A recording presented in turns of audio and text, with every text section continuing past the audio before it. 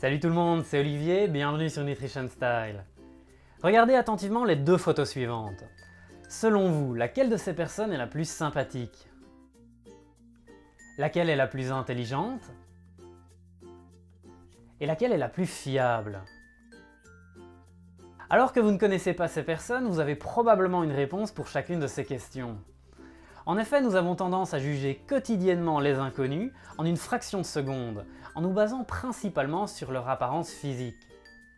Plusieurs études scientifiques ont montré que les personnes perçues comme plus attirantes étaient également jugées plus sociables, plus populaires, plus compétentes et en meilleure santé. Les personnes au physique agréable gagnent également en moyenne davantage d'argent et bénéficient de décisions plus favorables lors de jugements. Inutile de s'attarder sur le fait qu'elles reçoivent également plus d'attention de la part des partenaires sexuels potentiels. Même les mères des beaux bébés passent en moyenne plus de temps à s'occuper de leur enfant que les mères des bébés moins beaux.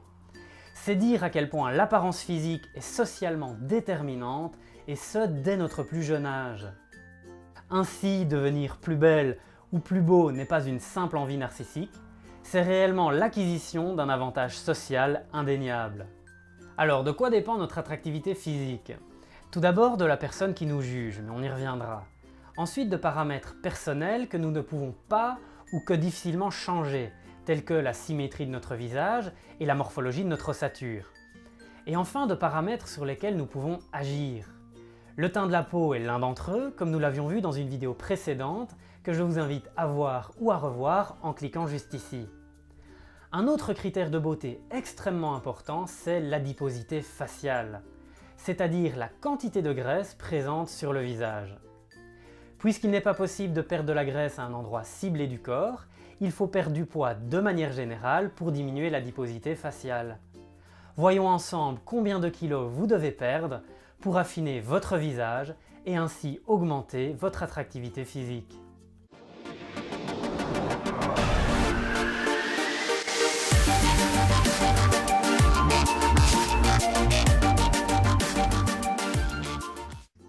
Voici deux photos d'une même personne. D'après une étude scientifique récente, la différence minimale détectable d'adiposité faciale est représentée juste ici. Vous avez trouvé le visage le plus fin? Si vous avez dit gauche, c'est gagné. Si vous n'avez pas trouvé, pas de souci, nous sommes ici à la limite de la détectabilité. Ces deux visages présentent une différence d'indice de masse corporelle, que l'on va abrévier IMC, de 1,33 kg par mètre carré. Concrètement, cela signifie que pour savoir combien de kilos vous devez perdre pour affiner votre visage et que cela se voit, vous devez multiplier ces 1,33 kg par mètre carré par votre taille exprimée en mètres et élevée au carré. Si vous mesurez par exemple 1,75 m, vous multipliez 1,33 par 1,75, puis à nouveau par 1,75. Vous savez maintenant que vous devez perdre environ 4 kg de masse corporelle pour que votre visage soit plus fin et que l'on puisse le percevoir. Je vous encourage à mettre la vidéo en pause pour réaliser le calcul pour votre propre taille. Toutefois, tout affinement perceptible de votre visage ne vous rendra pas forcément plus beau, car les préférences culturelles et personnelles des personnes en face de vous influencent leur jugement esthétique, qui ne se base qu'en partie sur l'adiposité faciale.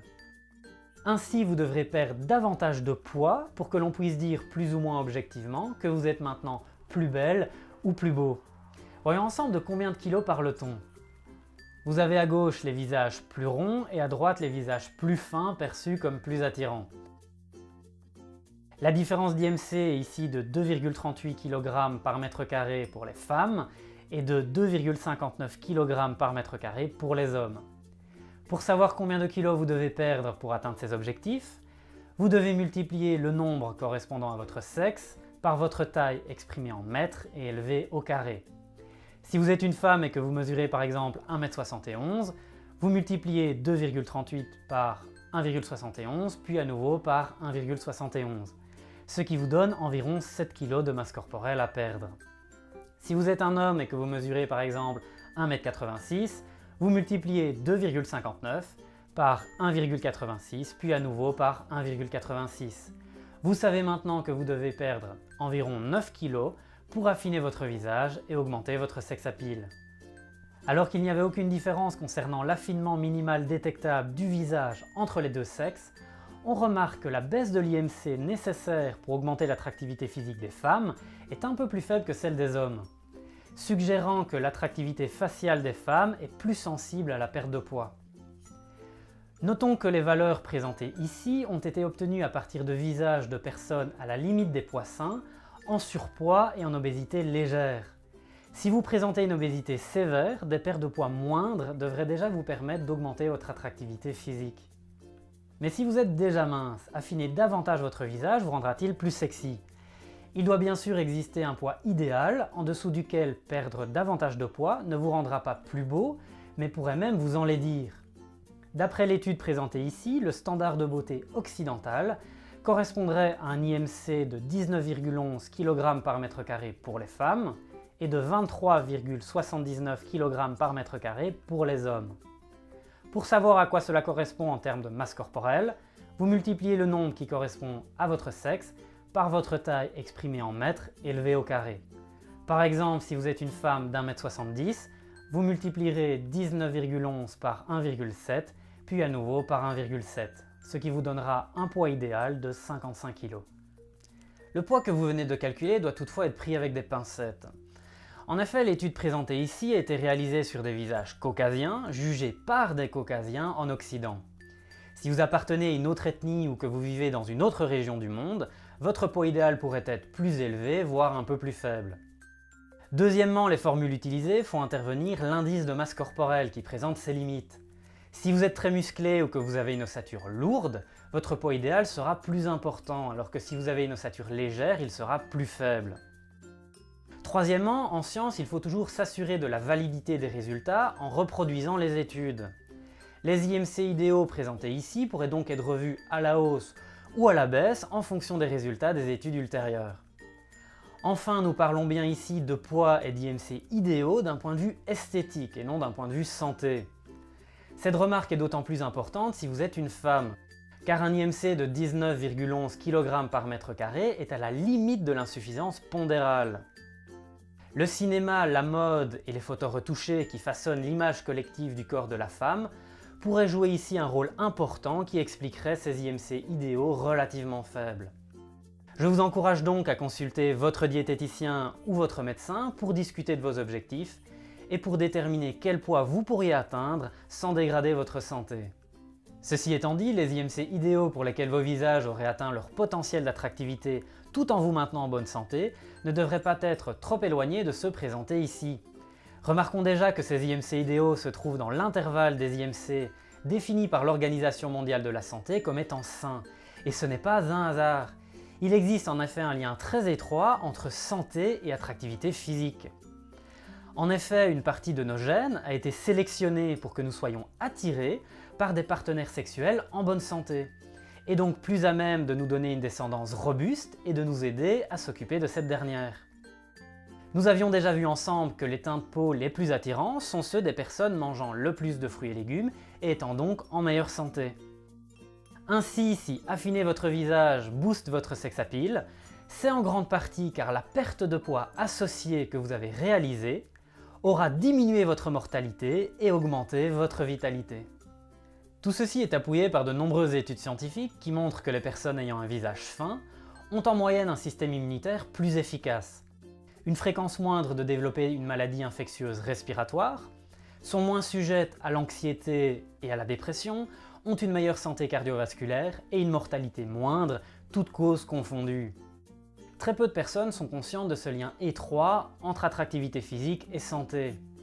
Les études montrent d'ailleurs que la population est davantage prête à changer ses habitudes alimentaires pour augmenter son attractivité physique plutôt que pour améliorer sa santé. Cela se voit d'ailleurs sur cette chaîne puisque la vidéo sur les aliments qui augmentent le sex appeal est davantage vue que celle sur les 3 comportements qui permettent de réduire la mortalité et le risque de développer une maladie chronique de 80%. Donc gardez cela à l'esprit si la santé n'est pas votre priorité. Améliorer votre santé revient également à améliorer votre apparence physique. Récapitulons maintenant les éléments pratiques de cette vidéo. Si vous souhaitez affiner votre visage et que cela soit perçu par votre entourage, vous devez réduire votre indice de masse corporelle de 1,33 kg par mètre carré. Pour que l'affinement soit suffisant pour vous rendre plus belle ou plus beau, vous devez réduire votre IMC de 2,38 kg par mètre carré si vous êtes une femme et de 2,59 kg par mètre carré si vous êtes un homme. Cet affinement n'augmentera votre attractivité physique que si votre IMC actuel est supérieur à un IMC idéal de 19,11 kg par mètre carré si vous êtes une femme et supérieur à 23,79 kg par mètre carré si vous êtes un homme. Gardez à l'esprit que ces deux IMC idéaux sont indicatifs. Pour connaître les équivalents en termes de masse corporelle, vous devez multiplier chacun de ces nombres par votre taille exprimée en mètres, puis une seconde fois par votre taille exprimée en mètres. Vous avez maintenant des objectifs de perte de poids qui vont vous permettre de vous rendre plus beau et d'améliorer votre santé. Il vous reste à connaître la réponse à la question à 1 million d'euros, comment perdre du poids et surtout comment ne pas le reprendre. Vous aviez déjà eu un élément de réponse dans une vidéo précédente où nous avions discuté de l'influence de l'heure des repas sur la prise et sur la perte de poids. Vous aurez un autre élément de réponse dans la vidéo suivante puisque vous avez voté pour le sujet « Est-il possible de manger pour maigrir ? Le concept des calories négatives ». Pour la vidéo d'après, vous pouvez voter dans les commentaires pour l'un des 3 sujets suivants. Réduisez votre rythme cardiaque avec les légumineuses, une comparaison entre sport et alimentation. Les boissons énergisantes sont-elles dangereuses pour votre santé? Ou répartir ce que vous mangez sur plus de 3 repas par jour vous aidera-t-il à perdre du poids? La chaîne Nutrition Style vient de dépasser le cap des 100 abonnés. Je vous dis un grand merci à tous. Et sachez que d'après un article trouvé sur le net, pour chaque partage et chaque nouvel abonné, un lionceau naît dans le monde. En attendant la prochaine vidéo, je vous souhaite un bon appétit. À bientôt tout le monde.